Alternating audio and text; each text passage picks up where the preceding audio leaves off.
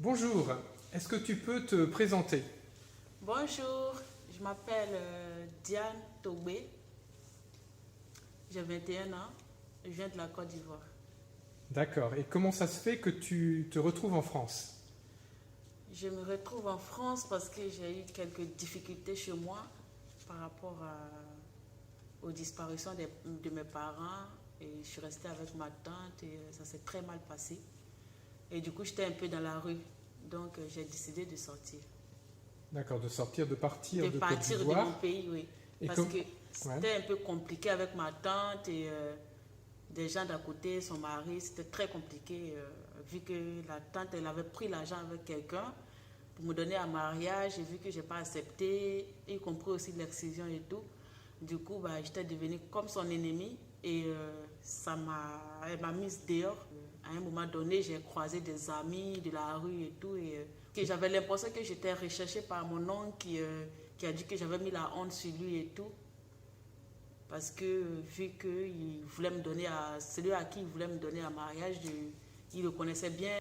Du coup, j'ai eu la peur. J'ai décidé de sortir du pays.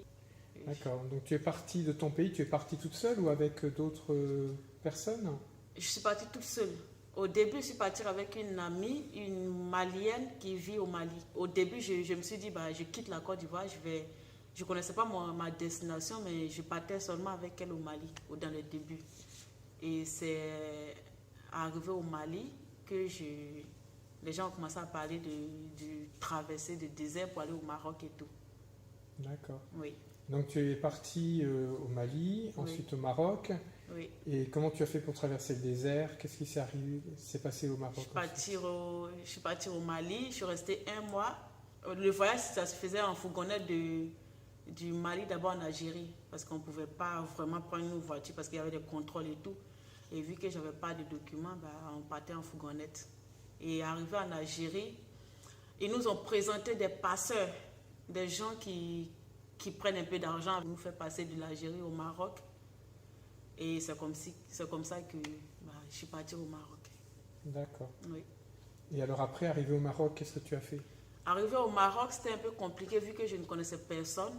Mais vu que je n'avais plus d'argent, je n'avais plus rien et tout, je ne pouvais pas payer mon voyage. Donc, je suis partie travailler chez les Marocains. Et ça, donc tu es resté pendant un petit moment au Maroc? Et je suis restée pendant un an et demi. Mais quand tu es arrivé au Maroc, tu avais quel âge? Quand j'arrivais au Maroc, j'avais 14 ans et demi. Oui, Donc c'est très jeune. oui, Et oui. pour arriver en Espagne, alors comment ça s'est passé? Pour arriver en Espagne, c'était très compliqué parce que j'avais fait 2 tentatives de voyage et ça n'a pas été. La troisième fois aussi, c'était vraiment, vraiment compliqué parce que on a été attaqué en forêt parce que des gens qui étaient là-bas, ils ont cru qu'on avait de l'argent sur nous en fait.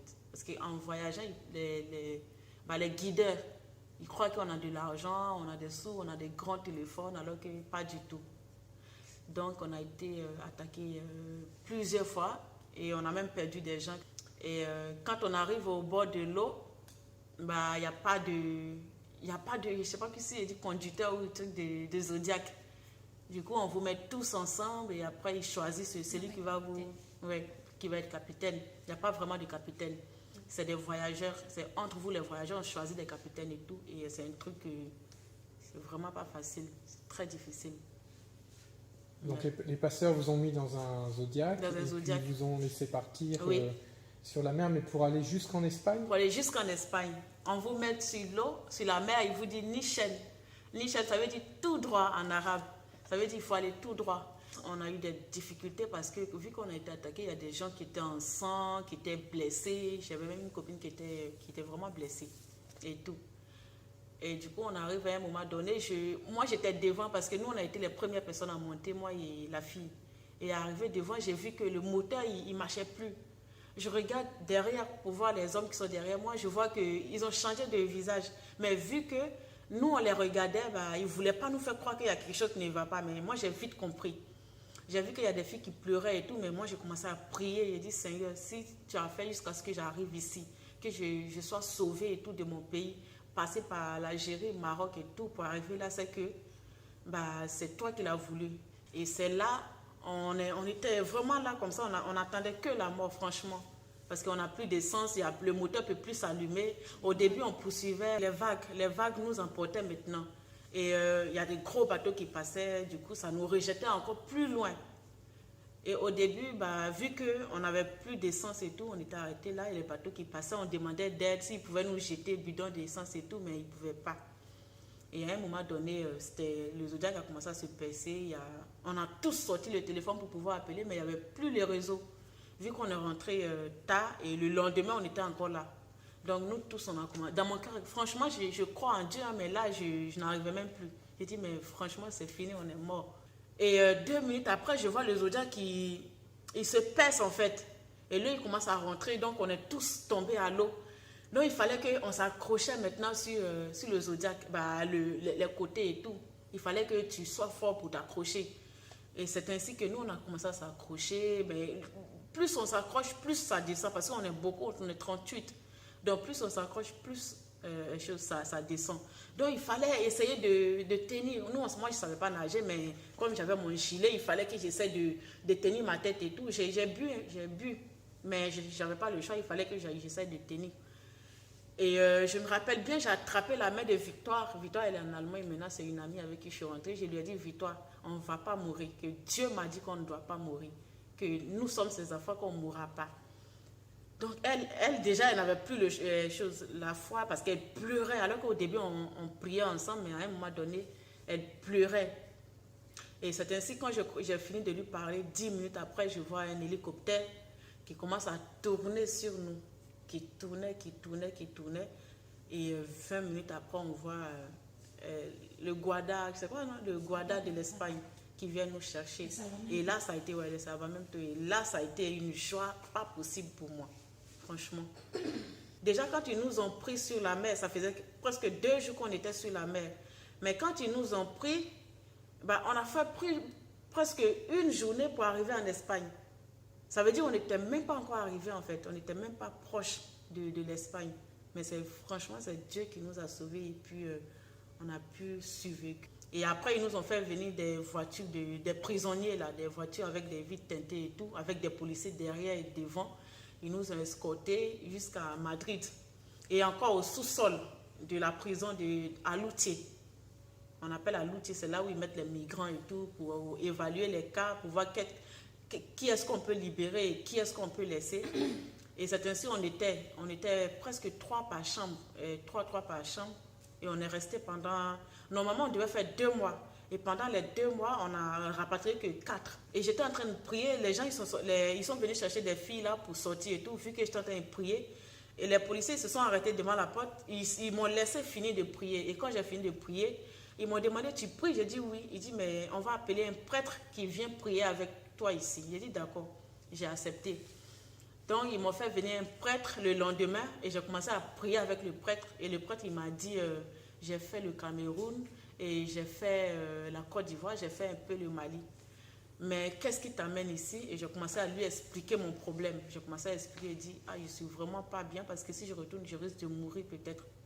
Mais je risque vraiment de mourir ou je risque d'être dans la rue encore comme ce que je faisais avant. Ça ne me fait pas peur d'être dans la rue parce que j'ai l'habitude d'être dans la rue parce que ma propre tante m'a mise dehors parce que j'ai plus de parents. Mais... je ne veux plus souffrir comme j'étais et puis rejeter ou rechercher pour pouvoir me faire du mal ou me donner aux gens forcés ou vouloir me faire inciser. J'ai plus envie de ça.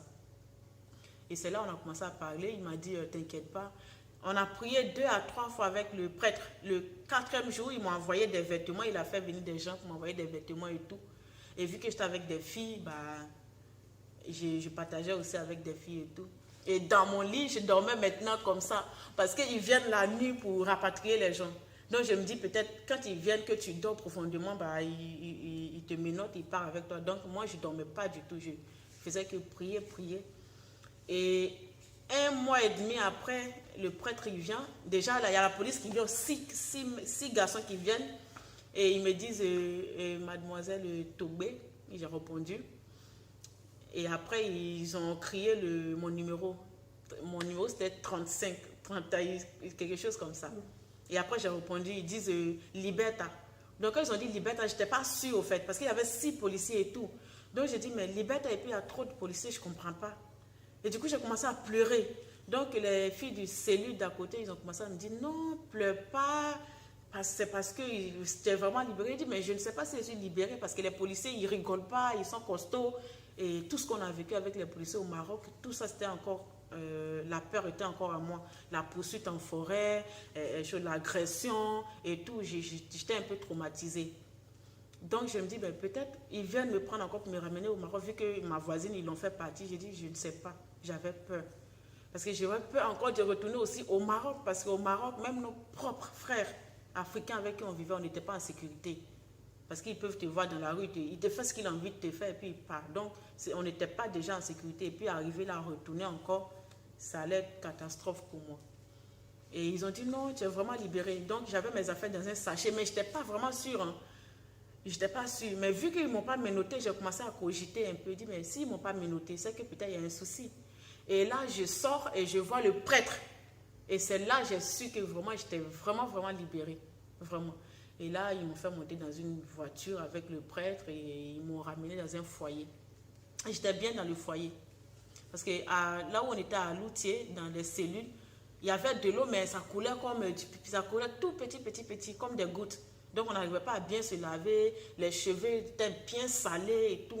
J'étais vraiment blanc. Tout mon corps était blanc parce que ça faisait déjà presque combien de mois, il ne me suis pas bien lavé. Et là, on est parti. Le prêtre, il m'a accompagné là-bas. Il m'a donné des affaires. Je suis rentrée. Et quand je suis rentrée, ils m'ont dit, tu peux prendre ta douche et tout. Et je suis rentrée sous la douche.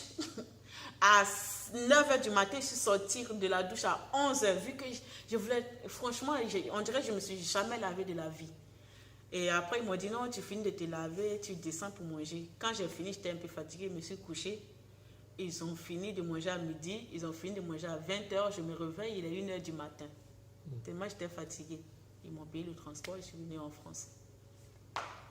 Quand je suis arrivée en France, je ne connaissais personne. Je suis arrivée à l'île Flandre avec un sac à dos, hein, comme tous les migrants et tout. Et du coup, j'arrive à l'île Flandre, je demande aux jeunes qui sont à côté. Il n'y a personne qui connaît. Il y a des endroits où je peux être hébergée et tout. C'était en hiver ou c'était en été? C'était en août, le 26 août. 26 août. Donc oui. Le 26 août, c'était presque... Il faisait froid, mais pas beaucoup, pas vraiment. Oui, 26 août, ça va encore. Oui, mais pour une Africaine, il faisait quand même, oui. Donc le 26 août, oui. C'était 2016. Oui.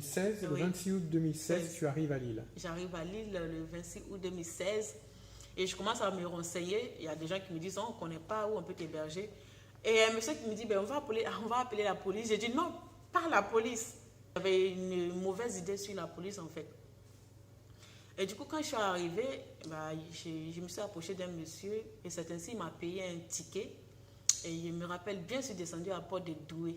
Et quand j'ai arrivé à Port de Douai, vraiment, j'ai vu des Africains. Et je leur ai dit, je viens d'arriver, j'ai expliqué mon cas et tout. Et après, ils m'ont conduit à FJT, le foyer jeunes travailleurs. Et c'est ainsi, ils ont appelé le foyer et le foyer est venu me chercher et je suis partie. Et mais je ne dormais pas, je n'étais pas bien parce que je priais, je pleurais, tous les trucs, j'avais peur d'être rapatriée, de revivre ce que j'ai vécu et tout. Du coup, je suis restée et ils m'ont dit, vu que tu n'es pas acceptée, donc tu vas partir du foyer. J'ai dit, mais où est-ce que je pars? Ils disent, il y a une église qui accueille les gens, donc on va te ramener là-bas. J'ai dit, ok, il n'y a pas de souci. Et c'est ainsi, ils m'ont ramené dans l'église et l'église m'a accueilli. Donc j'avais commencé à ne plus avoir confiance.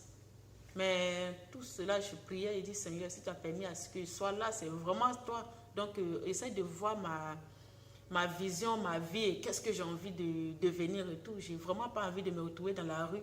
Et du coup, quand je suis venue à l'église, à la réconciliation, l'église de la réconciliation, je suis restée là et j'ai rencontré des gens merveilleux avec qui je rigolais et tout, qui m'ont accueilli à bras ouverts, qui m'ont donné à manger et tout.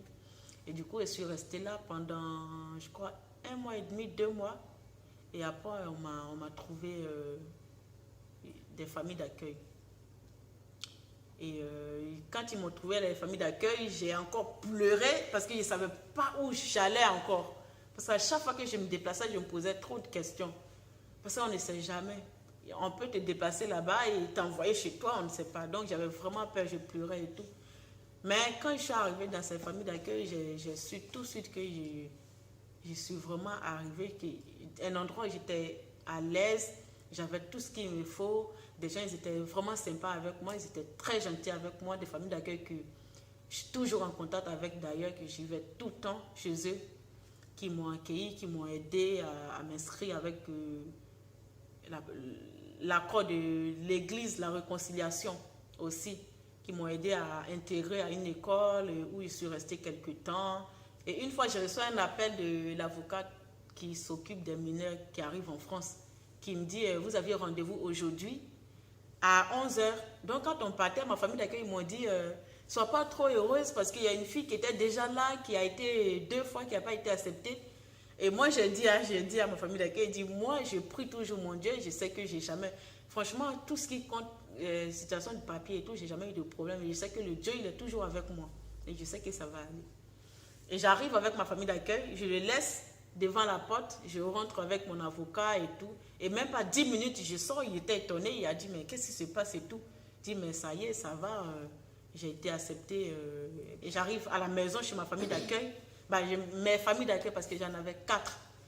Donc je leur explique, ils ont dit, ah bon, ils étaient tous étonnés. Ils disent, mais franchement, c'est bien. Et après, je suis restée là quelques temps et j'ai pu intégrer un foyer maintenant où je pouvais rester pour aller finalement à l'école. Et là, je suis restée là. Je suis restée là pendant 1 an et quelques, je partais à l'école. Je partais suivre la formation. Et chez moi, je n'ai jamais été à l'école. J'ai été à l'école, mais pas longtemps à cause des moyens. Il n'y a personne qui me suivait et tout. Donc, je n'étais pas vraiment allée loin. Confiance en moi. Vu que je ne savais même pas écrire, même attraper un stylo, c'était compliqué. Même quand je regardais les gens écrire, j'avais honte parce que je n'arrivais pas. Pour écrire, il faut qu'on m'épelle les mots. Si c'est dit maman, il faut qu'on dise M, A. Il faut toujours faire comme ça avec moi. Alors Diane, maintenant, tu en es où au niveau de ta scolarité ou peut-être que tu as fini, je ne sais pas. Au niveau de ma scolarité, j'ai fini. J'ai eu 2 diplômes d'ailleurs.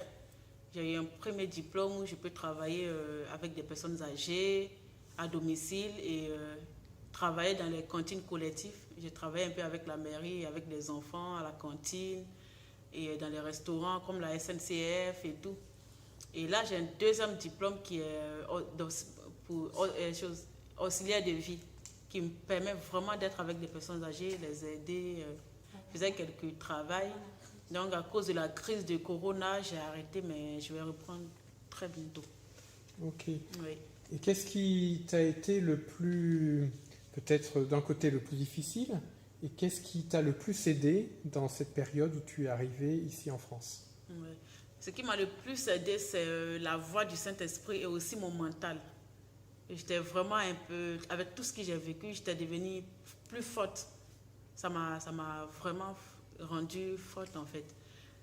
Et des difficultés que ça m'a formée en fait, au lieu que ça me rabaisse ou bien mais ça m'a permis d'évoluer, de croire en moi, d'avoir confiance en moi. Et avec l'aide des familles d'accueil aussi, et l'aide de la réconciliation, le pasteur et tout, ça m'a vraiment aidé. Aux familles d'accueil, je vous dis merci d'abord pour tout ce que vous faites pour nous. Les choses que les familles d'accueil ont fait pour moi ici, et le pasteur, l'église de la réconciliation, ils ne m'ont jamais fait ça dans mon propre pays. Mais ici en France, j'ai eu vraiment des aides. Je vous dis merci pour tout ce que vous faites pour nous, les Français, les familles d'accueil. Je vous remercie et de continuer à nous aider parce qu'on a vraiment personne. On n'a pas le choix et on compte sur vous. Merci Diane pour tout ton témoignage et puis à bientôt. À bientôt. Au revoir et soyez sages.